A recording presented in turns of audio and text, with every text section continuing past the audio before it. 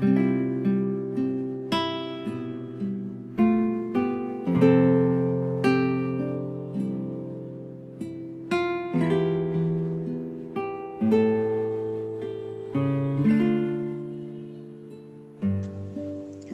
mabuting balita ng Panginoon ayon kay San Mateo.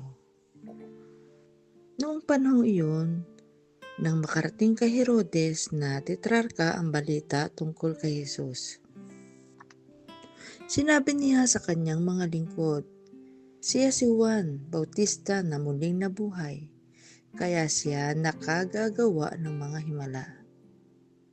Si Herodes ang nagpahuli, nagpagapos at nagpabilunggo kay Juan. Ang dahilan ay si Herodias, na asawa ng kapatid niyang si Felipe. Laging sinasabi ni Juan kay Herodes, hindi matuwid na magsama kayo ng asawa ng inyong kapatid.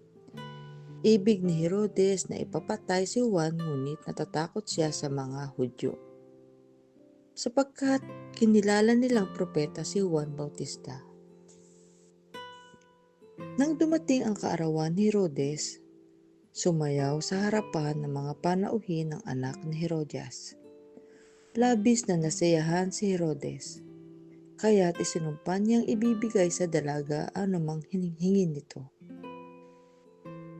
Sa udyok ng kanyang ina ay sinabi ng dalaga, ibigay po ninyo sa akin ngayon din sa isang pinggan ng ulo ni Juan Bautista. Nalungkot ang hari, ngunit dahil sa kanyang pangakong narinig ng mga panauhin, iniutos niyang ibigay iyon sa dalaga. Kaya't pinapugutan niya si Juan sa bilangguan, inilagay ang ulo sa isang pinggan at ibinigay sa dalaga. Dinala naman ito ng dalaga sa kanyang ina. Dumating ang mga alagad ni Juan, kinuha ang kanyang bangkay at inilibing, pagkatapos ibinalita nila ito kay Jesus. Ang mabuting balita ng Panginoon.